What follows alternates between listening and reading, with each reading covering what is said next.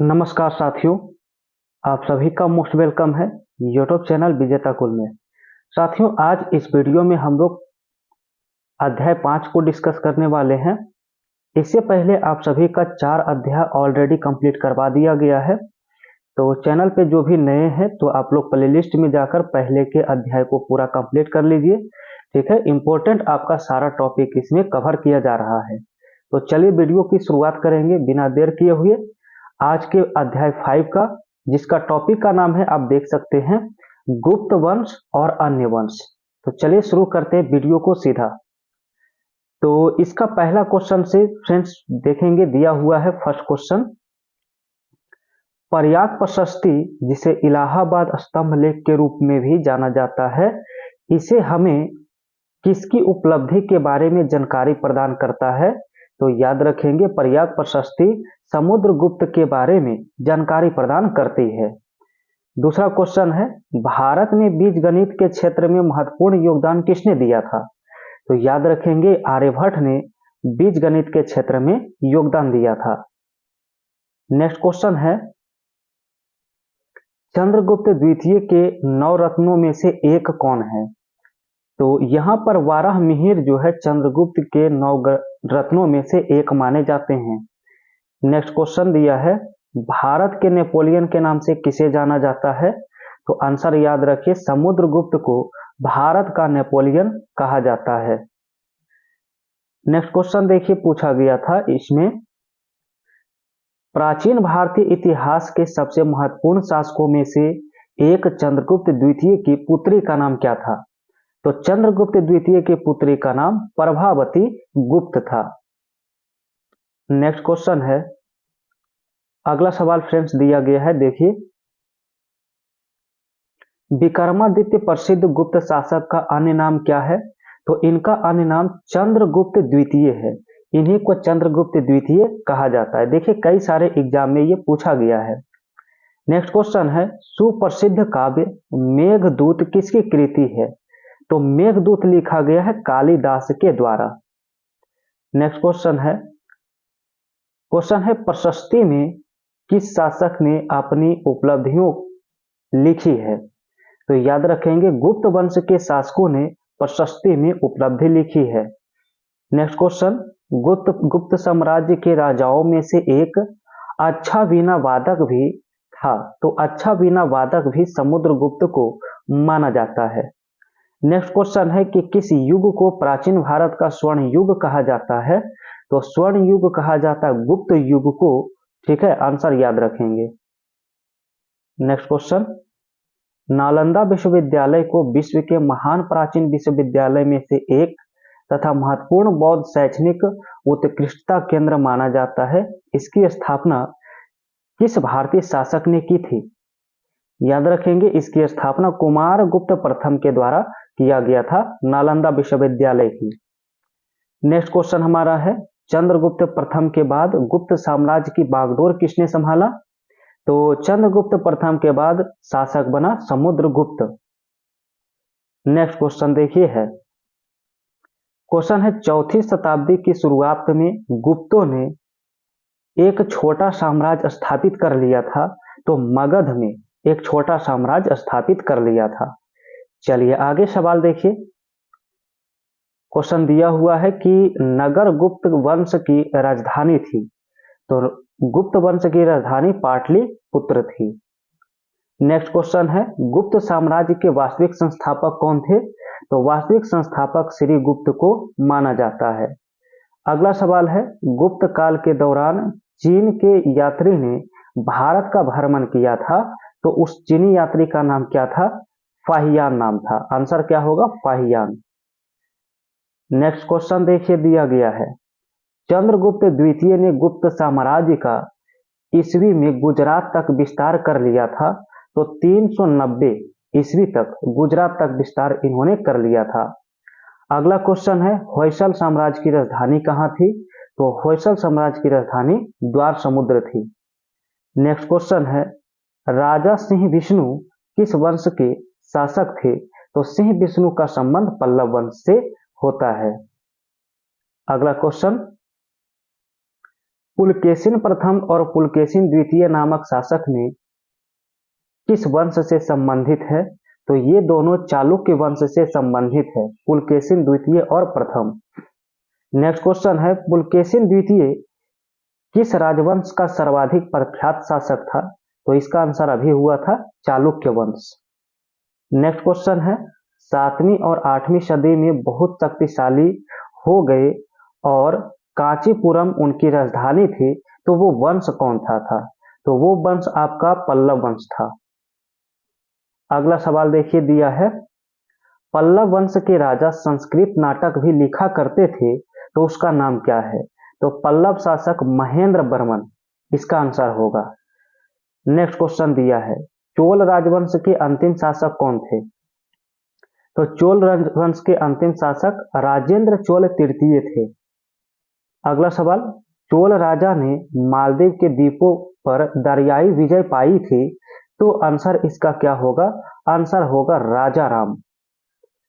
चलिए आगे देखिए, अगला सवाल यहां से होता है, भारतीय राजा ने पूर्व एशिया के कुछ हिस्सों को जीतने के लिए नौसैनिक शक्ति का इस्तेमाल किया था, तो उस शासक का नाम क्या है? तो नौसैनिक के लिए राजेंद्र चोल क्या है? प्रसिद्ध हैं। एंड नेक्स्ट क्वेश्चन यहाँ पर है कि संगम साहित्य की रचना किस भाषा में हुई थी? तो संगम साहित्य की रचना हुआ था तमिल भाषा में, ठीक है। नेक्स्ट क्वेश्चन यहाँ पर है, बोल शिलालेख से उल्लेखित गुरुकुल के अनुरक्षण हेतु प्रदान की गई भूमि को क्या कहा जाता था? तो यहाँ पर याद रखना है कि जो भूमि दान की गई होती है उसे शाला भोग के नाम से जाना जाता है। नेक्स्ट क्वेश्चन है, राजवंश ने दक्षिण पूर्व एशिया में शिपिंग उद्यम स्थापित किया था, तो किस वंश ने? वंश है यहाँ पर चोल वंश, जिसके द्वारा शिपिंग उद्यम स्थापित किया गया था। नेक्स्ट क्वेश्चन यहाँ से होगा, देख सकते हैं। अगला सवाल है, पांड्य वंश की राजधानी कहाँ थी? तो पांड्य वंश की राजधानी मदुरई थी।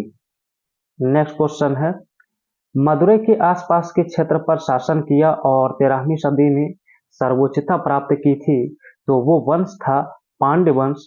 इसका राइट आंसर होगा। नेक्स्ट क्वेश्चन दिया है कि पूर्व चोल राजाओं में से सबसे महान किसे माना जाता है? तो सबसे महान माना जाता कारिकल को। देखिए ये सारा क्वेश्चन आपके एग्जाम में बिल्कुल आएगा, इसलिए बहुत ही आप लोग सटीकता से अध्ययन करते चले। नेक्स्ट क्वेश्चन है, चालुक्य राजा ने कन्नौज के राजा हर्ष को पराजित किया था, तो चालुक्य राजा पुलकेशिन द्वितीय के द्वारा पराजित किया गया था। नेक्स्ट क्वेश्चन दिया है, प्रारंभिक चेर वंशीय राजाओं ने किस राज्य पर शासन किया था? तो तमिलनाडु और केरल पर शासन किया था। नेक्स्ट क्वेश्चन है, हर्षवर्धन किस वंश से संबंधित था? तो हर्षवर्धन का संबंध पुष्यभूति वंश से था। अगला सवाल है, रवि कृति का ऐहोल शिलालेख पुलकेशिन द्वितीय की पर विजय के बारे में विस्तार से वर्णन करता है, तो आंसर इसका होगा हर्ष के विजय के बारे में विस्तार से वर्णन करता है। नेक्स्ट क्वेश्चन, हर्षवर्धन के शासनकाल में भारत आया था, तो याद रखिए जुआन जांग या वेन सांग हर्षवर्धन के शासनकाल में आया था। अगला क्वेश्चन है, राजा हर्षवर्धन के दरबारी कवि कौन थे? तो बाणभट्ट राजा हर्षवर्धन के दरबारी कवि थे, ठीक है। चलिए अगला क्वेश्चन देखिए होगा, क्वेश्चन है, चीनी यात्री ह्वेनसांग किसके शासनकाल में भारत आया था? तो ह्वेनसांग आया था हर्षवर्धन के शासनकाल में। नेक्स्ट क्वेश्चन है, एक चीनी बौद्ध भिक्षु था जिसने नालंदा बौद्ध शास्त्रों का अध्ययन किया था और 627 से 43 ईस्वी तक भारत की 17 वर्ष की लंबी यात्रा के लिए प्रसिद्ध है, तो वो राइट आंसर होगा आपका ह्वेनसांग। अगला क्वेश्चन कहा गया है, हर्षवर्धन की मृत्यु के बाद प्रतिहार, पाल एवं राष्ट्रकूट वंश के राजाओं ने किस पर आधिपत्य प्राप्त करने के लिए दूसरे के साथ युद्ध किया था? तो कन्नौज पर आधिपत्य प्राप्त करने के लिए युद्ध किया था। नेक्स्ट क्वेश्चन है, किस चीनी यात्री ने नालंदा आया तथा एक छात्र और शिक्षक दोनों रूप में रहा? तो चीनी यात्री ह्वेनसांग इसका उत्तर होगा। अगला क्वेश्चन है, बाणभट्ट किसके दरबारी कवि थे? तो बाणभट्ट राजा हर्षवर्धन के दरबारी कवि थे। अगला सवाल है, हर्ष की मृत्यु के बाद 7वीं शताब्दी के आसपास प्रभुत्व में आए और उनके काल को भारत के अंधे युग के रूप में माना जाता था। आंसर इसका याद रखिए, राजपूत काल इसका उत्तर होगा। ठीक है। अगला क्वेश्चन दिया है, चीनी यात्री इत्सिंग ने 3 वर्ष रुक कर संस्कृत सीखा। तो आंसर इसका होगा ताम्रलिप्ति में। ठीक है। तो चलिए फ्रेंड्स, अब आगे आपका शुरू होता है प्रीवियस ईयर का क्वेश्चन। चलिए आप लोग कमेंट करिएगा राइट आंसर क्या होगा फर्स्ट का। हर्षवर्धन निम्न में से किस वंश से संबंधित था? तो इसका आंसर होगा पुष्यभूति वंश। दूसरा क्वेश्चन है, रवि कृति का ऐहोल शिलालेख पुलकेशिन द्वितीय की निम्न में से किस विजय के बारे में विस्तार से वर्णन करता है? आंसर इसका होगा हर्षवर्धन के बारे में। क्वेश्चन 3 दिया है, हर्षवर्धन के शासनकाल में हर्षवर्धन के शासनकाल में भारत निम्नलिखित में से कौन आया था? तो आंसर इसका होगा जुआनजांग या वेनसांग। ठीक है। आगे का क्वेश्चन देखिए दिया गया है 4 में, राजा हर्षवर्धन के दरबारी कवि निम्न में से कौन थे? तो दरबारी कवि बाणभट्ट थे। नेक्स्ट सवाल है 5, कहा गया है क्वेश्चन में देखिए लिखा गया है, तो फ्रेंड्स यहां से ध्यान देंगे 5 में, संगम साहित्य की रचना निम्न में से किस भाषा में हुई थी? तो इसकी रचना की गई थी तमिल भाषा में। अगला क्वेश्चन है, बोल शिलालेख के अनुसार गुरुकुल के अनुरक्षण हेतु प्रदान की गई भूमि को क्या कहा जाता था? तो इसे कहा जाता था साला भोग। ठीक है। चलिए अब देखिए आपका कुछ 2 क्वेश्चन और यहां पर आपका दिया गया है 7 और 8। 7 में निम्नलिखित विकल्प में से गलत जोड़ी का चयन करें। इसमें से गलत जोड़ी कौन है? तो गलत इसमें आपका बिंबिसार दिया हुआ है। ठीक है। क्वेश्चन 8 है, 8 में लिखा गया है, गुप्त काल के दौरान चीन के किस यात्री ने भारत का भ्रमण किया था? तो आंसर इसका होगा फाहियान, चीनी यात्री फाहियान। तो ये था प्रीवियस ईयर का मल्टीपल क्वेश्चन। अब यहां से आपका क्विक एग्जाम रिमाइंडर शुरू होता है, काफी इंपॉर्टेंट होता है सारा टॉपिक इसमें। तो चलिए क्विक एग्जाम रिमाइंडर शुरू करते हैं और इसमें टॉपिक वाइज आपका एक एक टॉपिक को क्लियर करते चलना है। चलिए शुरू करते हैं। सबसे पहले गुप्त वंश, तो इसकी स्थापना पहले देखिए। गुप्त वंश की स्थापना श्री गुप्त के द्वारा 4वीं सदी ईसा पूर्व में की गई थी। दूसरा पॉइंट है कि इसके प्रमुख शासक कौन थे? तो पहला शासक थे श्री गुप्त, गुप्त वंश के संस्थापक। दूसरा इसमें शासक हुए घटोत्कच, जो श्री गुप्त का क्या था? पुत्र था। इसके बाद देखेंगे तो शासक है चंद्रगुप्त प्रथम। तो चंद्रगुप्त प्रथम के बारे में देखिए, गुप्त वंश का तीसरा शासक जिसने महाराजा धीराज की उपाधि धारण की और लिच्छवी राजकुमारी कुमार देवी से विवाह किया। चलिए गुप्त वंश का अगला शासक आते हैं समुद्रगुप्त। इसके बारे में पढ़िए। महान योद्धा और भारत का नेपोलियन कहलाया। इनकी विजय अभियान का प्रयाग प्रशस्ति में वर्णन किया गया है। तो डिटेल आपका देखिए साथ ही साथ मिलता है इस वीडियो में। अगला शासक होते हैं चंद्रगुप्त द्वितीय।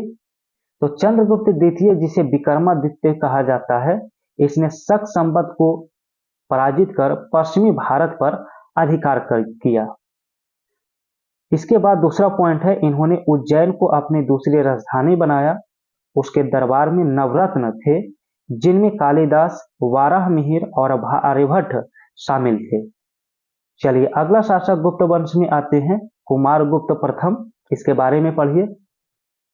तो कुमारगुप्त प्रथम के द्वारा नालंदा विश्वविद्यालय की स्थापना की गई थी। इनके शासनकाल में शांति और समृद्धि थी, लेकिन उनके शासन के अंत में हुनों का आक्रमण शुरू हो गया था। चलिए नेक्स्ट शासक इसमें आते हैं स्कंदगुप्त। तो स्कंदगुप्त जिसने हुनों के आक्रमण को सफलतापूर्वक रोका। चलिए अब देखिए गुप्त वंश के धर्म और संस्कृति के बारे में दिया गया है। तो धर्म और संस्कृति का पहला पॉइंट, गुप्त काल में हिंदू धर्म का पुनरुत्थान हुआ। विष्णु और शिव की पूजा प्रमुख हो गई।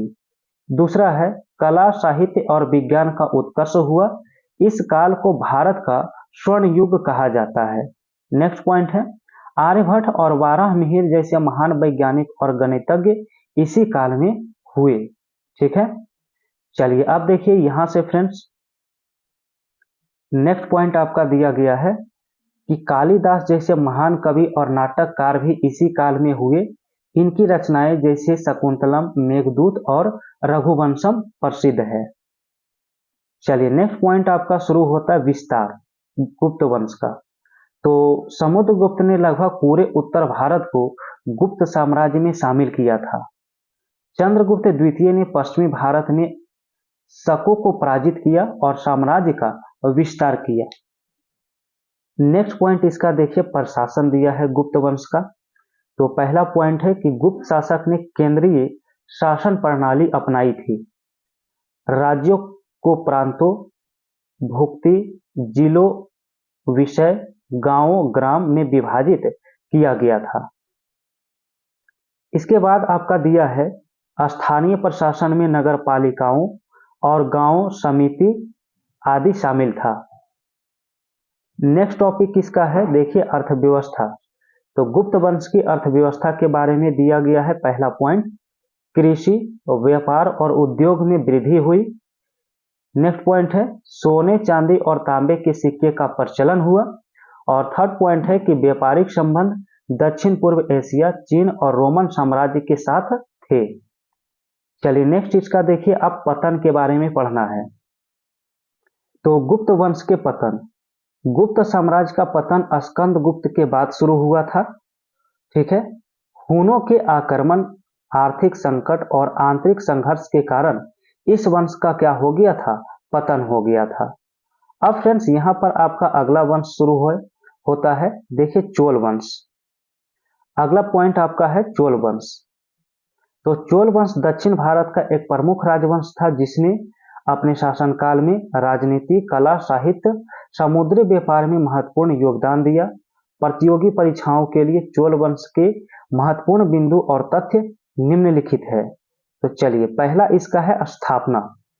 तो चोल वंश का उल्लेख संगम साहित्य में मिलता है और इसका प्रारंभिक केंद्र कावेरी डेल्टा क्षेत्र में था। चलिए नेक्स्ट यहां पर देखिए आपका दिया है इसका पॉइंट उदय। तो चोल वंश के पुनरुत्थान 9वीं सदी में विजयालय चोल द्वारा किया गया, जिन्होंने तंजावुर को अपनी राजधानी बनाया। अब देखिए चोल वंश के प्रमुख शासक के बारे में पढ़ना है। तो फर्स्ट शासक किसके होते हैं, विजयालय चोल। चोल वंश का पुनरुत्थान किया और तंजावुर पर कब्जा किया। दूसरे शासक का नाम है प्रांतक प्रथम। तो अपने शासनकाल में इन्होंने चोल साम्राज्य का विस्तार किया और कई सैन्य अभियान का नेतृत्व किया। तीसरे शासक के रूप में आते हैं राजा राज चोल प्रथम। तो चोल वंश के महानतम शासकों में से एक माने जाते हैं। राज्य का विस्तार श्रीलंका, मालदीव और दक्षिण पूर्व एशिया तक किया एंड बृहदेश्वर मंदिर का निर्माण कराया, जो वास्तुकला का उत्कृष्ट उदाहरण है। नेक्स्ट शासक आते हैं इसमें राजेंद्र चोल प्रथम। तो श्रीलंका पर विजय प्राप्त किया, गंगा के तट तक अपनी सेना पहुंचाई। नेक्स्ट पॉइंट है कि गंगई कोड चोलपुरम शहर की स्थापना किया एंड दक्षिण पूर्व एशिया के कई हिस्सों में सैन्य अभियान का इन्होंने नेतृत्व किया। नेक्स्ट इसमें आते हैं फ्रेंड्स कुलोतुंग चोल। तो अपने शासनकाल में साम्राज्य की समृद्धि को बनाए रखा और कई निर्माण कार्य कराए। चोल वंश के अंतिम शासक राजेंद्र चोल तृतीय थे। उनके शासनकाल का अंत 1279 ईस्वी में हुआ, जब पांड्य वंश के राजा मरवर्मन कुलशेखर पांड्य ने उन्हें पराजित किया और चोल साम्राज्य का अंत कर दिया। तो ये था चोल साम्राज्य। और एक आपका अंतिम देखेंगे चालुक्य वंश है, इसके बारे में भी आपको पढ़ना है, क्वेश्चन आता है एग्जाम में। तो प्रारंभिक चालुक्य या बादामी चालुक्य 543 से 757 ईस्वी। पहले इसकी स्थापना के बारे में पढ़ना है। तो चालुक्य वंश की स्थापना पुलकेशिन प्रथम ने 543 ईस्वी में की और इसकी राजधानी वादामी या वातापी थी। अब इसके प्रमुख शासक के बारे में देखिए, तो प्रमुख शासक इसमें है पुलकेशिन द्वितीय, सबसे प्रसिद्ध शासक जिन्होंने हर्षवर्धन को पराजित किया। राज्य का विस्तार कांचीपुरम से नर्मदा नदी तक किया और उनके शासन काल के विवरण एल्होल शिलालेख से मिलता है। तो ये थे पुलकेशिन द्वितीय के बारे में सारा पॉइंट आपका इंपॉर्टेंट दिया गया था। अब फ्रेंड्स इसके बाद आप देखेंगे तो संस्कृति और कला है। चालुक्य काल में वास्तुकला और मंदिर निर्माण में महत्वपूर्ण योगदान हुआ था। बादामी, ऐहोल और पटकल के मंदिर चालुक्य वास्तुकला के सर्वोच्च उदाहरण माने जाते हैं। चालुक्य शैली की विशेषता रेखांकित स्तंभ, मूर्तिकला और विस्तृत नक्काशी है। अब चालुक्य वंश के पतन के बारे में देखिए, तो 757 ईस्वी में राष्ट्रकूट ने बादामी चालुक्य वंश का पतन किया था। ठीक है, अब नेक्स्ट आपका शुरू होता है फ्रेंड्स वेंगी चालुक्य या पूर्वी चालुक्य 624 से 1070 ईस्वी। इसकी स्थापना के बारे में पहले पढ़ना है। तो पूर्वी चालुक्य वंश की स्थापना पुलकेशिन द्वितीय के भाई कुब्ज विष्णुवर्धन ने किया था। अब इसके प्रमुख शासक के बारे में देखिए। प्रमुख शासक, तो प्रमुख शासक के रूप में राजा राम नरेंद्र हैं। इस वंश के प्रमुख शासकों में से एक माने जाते हैं। उन्होंने चोलों के साथ गठबंधन किया और अपनी स्थिति मजबूत की। अब इसकी कला और साहित्य की देखना है, तो इस काल में तेलुगु साहित्य और भाषा का विकास हुआ था। मंदिर निर्माण में भी योगदान रहा, विशेष रूप से द्रविड़ शैली में।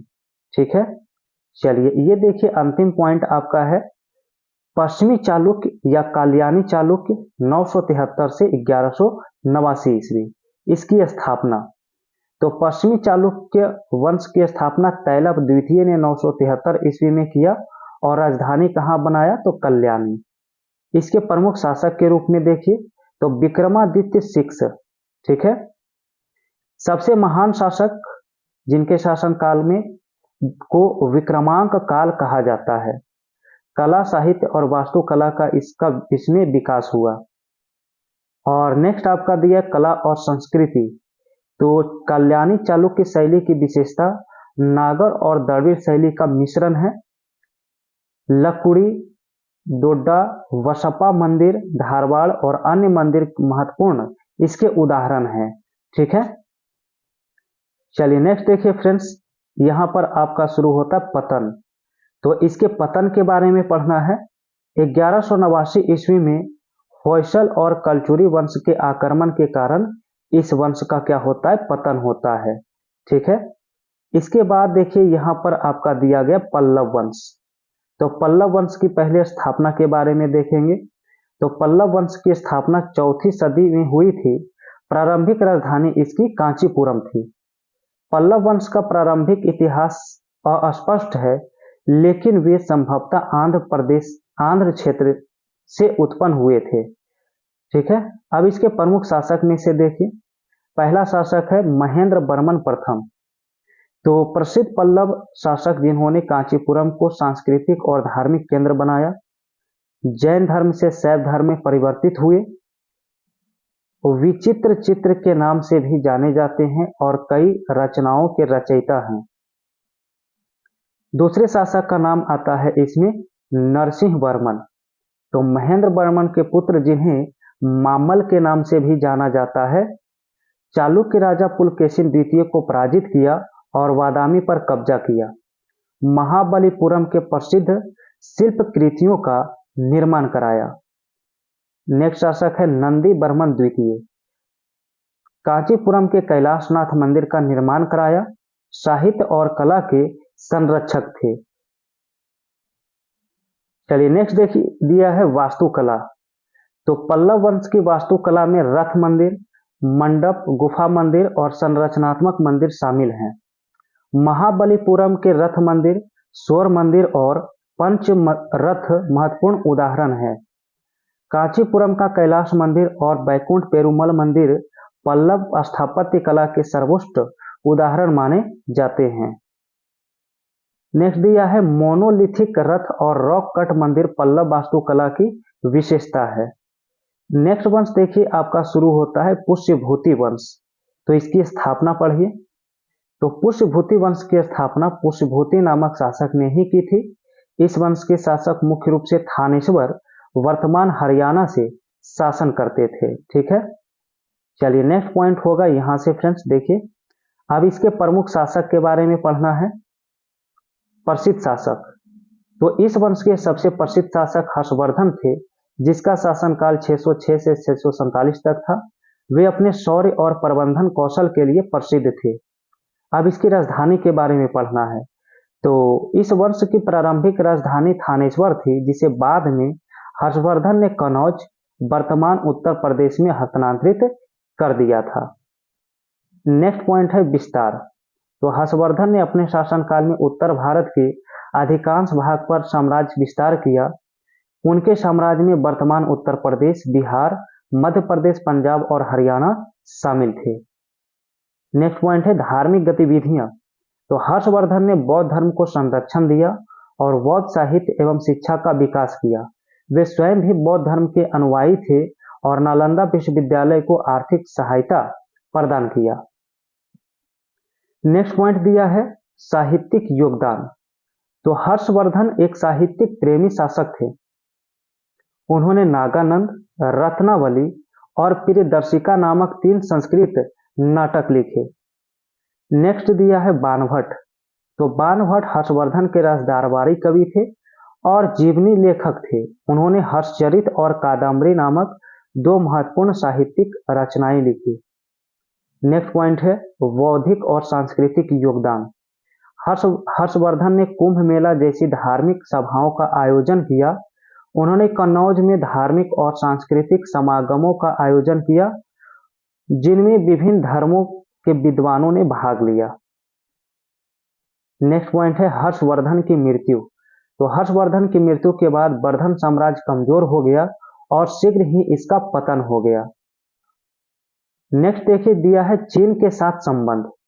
तो हर्षवर्धन ने चीनी सम्राट ताइजोंग के साथ मित्रता स्थापित की थी। चीनी यात्री ह्वेनसांग ने हर्षवर्धन के शासनकाल का विस्तृत वर्णन किया है। तो फ्रेंड्स ये था अध्याय 5 कंप्लीट। ठीक है, जो आपका अध्याय 5 पूरा कंप्लीट हो चुका है और नेक्स्ट वीडियो में आप सभी को अध्याय 6 मिलेगा, प्राचीन भारतीय वास्तुकला। तो फ्रेंड्स देखिए ये वीडियो आप सभी का लगातार प्रोवाइड किया जा रहा है और पूरे टॉपिक इसी तरह से आपको मिलने वाला है जीके जीएस का। तो चैनल पे जो भी नए हैं, वीडियो पसंद आया हो तो वीडियो को लाइक और चैनल को सब्सक्राइब करके बेल आइकन की घंटी प्रेस कर लीजिए और नेक्स्ट वीडियो में आप सभी को अध्याय 6 का मिलने वाला है डिस्कशन।